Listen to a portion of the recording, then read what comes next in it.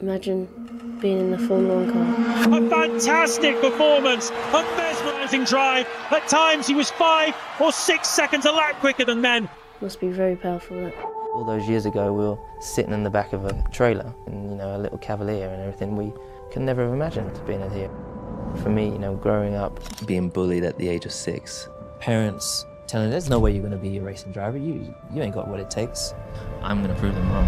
Lewis Hamilton can't be replaced, not because others won't be great, but because the path that he walked on no longer exists.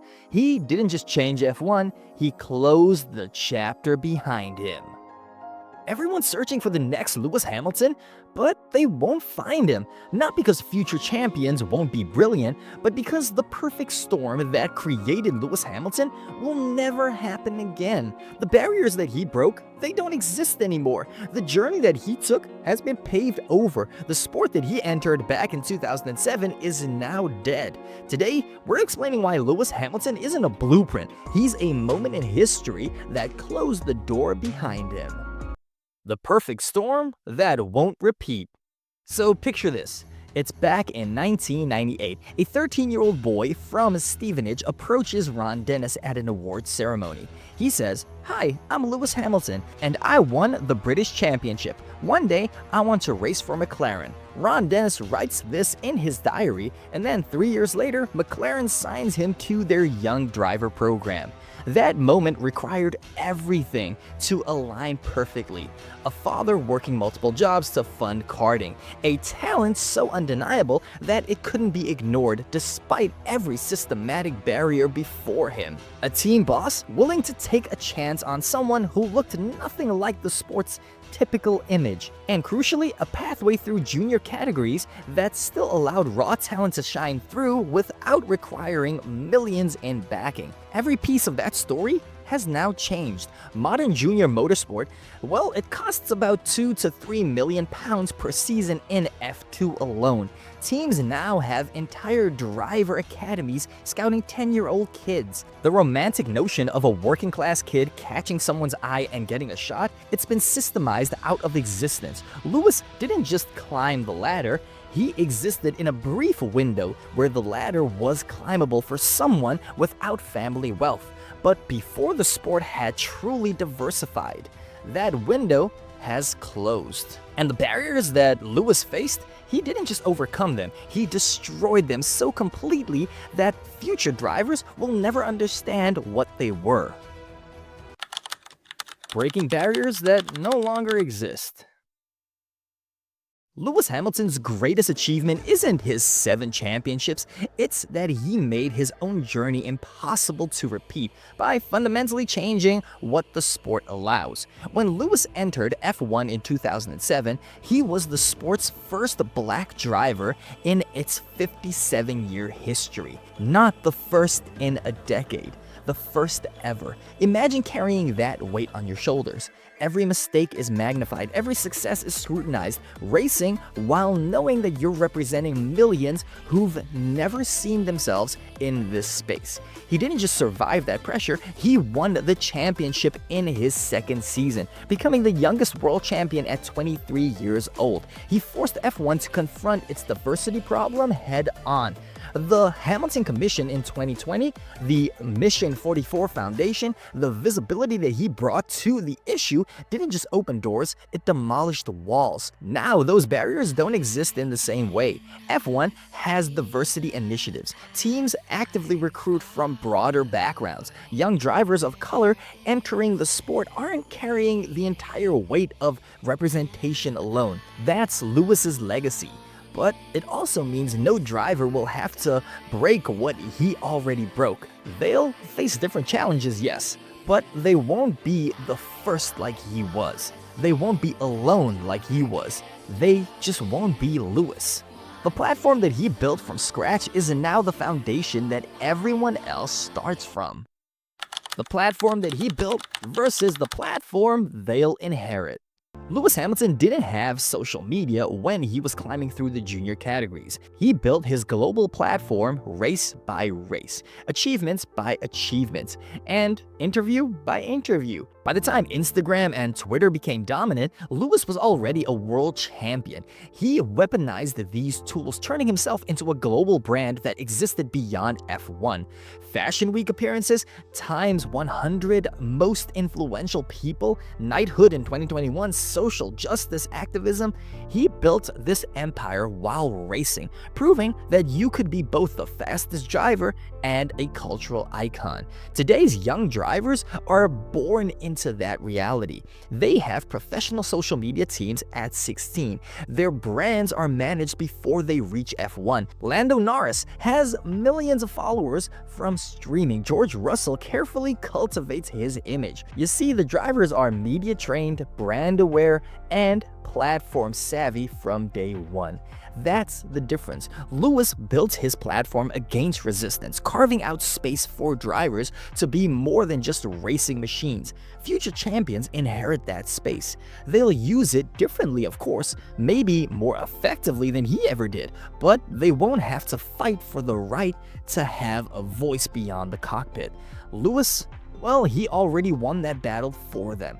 And nowhere is Lewis's impact more visible than in how he transformed the sport itself. The sport has changed forever. The F1 that Lewis Hamilton entered back in 2007 is fundamentally different from the F1 that exists today, and he's the biggest reason why. 2007 F1, Bernie Ecclestone's iron grip, minimal driver voice, zero social consciousness, complete resistance to change, drivers as interchangeable marketing tools. 2025 F1, Liberty media ownership since 2017, driver activism normalized, sustainability initiatives, diversity programs, social media engagement required, drivers with genuine power and voice.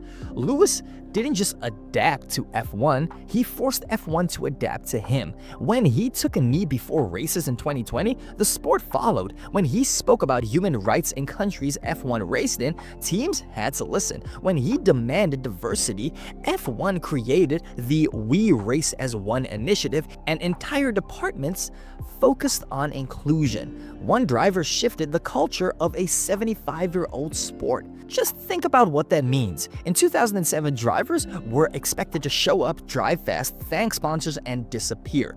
Political opinions? Keep them to yourself. Social activism? Not our problem. Personal expression? Wear the team polo and just smile. Lewis demolished that entire playbook. He wore jewelry and piercings despite FIA pushback. He championed LGBTQ+ rights with helmet designs. He called out tracks built by exploited laborers. He made the paddock uncomfortable, and he didn't apologize for it. In 2021, Lewis Hamilton received his knighthood. The ceremony represented more than royal recognition. It symbolized how far he'd brought the sport in today's world. Only the third F1 driver ever to be knighted, joining Jackie Stewart and Sterling Moss, but the first to receive it while actively reshaping what it means to be a champion. The result, today's grid look completely different. Drivers speak out on mental health, environmental issues, social justice. Sebastian Vettel became a climate activist. Carlos Sainz and Charles Leclerc, well, they openly discuss their struggles. Lando Norris talks about anxiety. This openness, this humanity, this refusal to be corporate robots, that's all because of Lewis Hamilton. Future champions will inherit more progressive, more conscious versions of F1. They'll push it further in new directions, but they won't have to drag the sport kicking and screaming. They won't face the institutional resistance that Lewis faced when he simply asked F1 to be better. They won't be the first voice demanding change. Speaking of Lewis's transformation of the sport, if you're fascinated by the legacies that shape F1, subscribe to The Last Lap. We break down stories behind the statistics and the moments that define motorsport history. Hit that bell icon so you never miss our deep dives. And right now, guys, let's get on to why greatness doesn't repeat, it reinvents. Here's what people miss when they search for the next Lewis Hamilton. Greatness doesn't work that way. There was no next Ayrton Senna. There was Michael Schumacher, who was completely different, but there was no next Schumacher. There was a Lewis Hamilton who rewrote the rulebook entirely, and either fortunately or unfortunately, there won't be a next Lewis Hamilton. There will be someone new who comes into the sport, achieves greatness in ways that we can't even predict yet. Maybe it's a champion who dominates through engineering genius rather than pure speed. Maybe it's someone who builds a team from nothing and wins against the giants. Maybe it's a driver who uses technology to connect with billions of fans in revolutionary ways. Maybe it's someone from a country that has never ever seen an F1 driver before. The point is that we just don't know. Lewis Hamilton's legacy isn't that he created a template for others to follow. It's that he proved that you can be a champion on your own terms. He showed that greatness can look pretty different, come from unexpected places, and extend far beyond the track. The next great F1 champions won't be the next Lewis Hamilton. They'll be the first version of themselves. And that's exactly what Lewis's journey taught us to expect. So guys, Lewis Hamilton wasn't the next anyone. He was the first Lewis Hamilton. 7 championships, 105 wins, 104 poles, but his legacy is proving that F1 had room for someone who refused to just shut up and drive. So here's the question. What will the next era of greatness look like? Will it have pure speed, cultural impact, or a champion from a country with no F1 history? Drop your predictions down in the comments down below, guys, and also let me know, what do you think? Do you think there is any racers today that kind of looks like the next Lewis Hamilton, or what do you think about the question? Let me know down in the comments, guys, and I will catch you on the next one.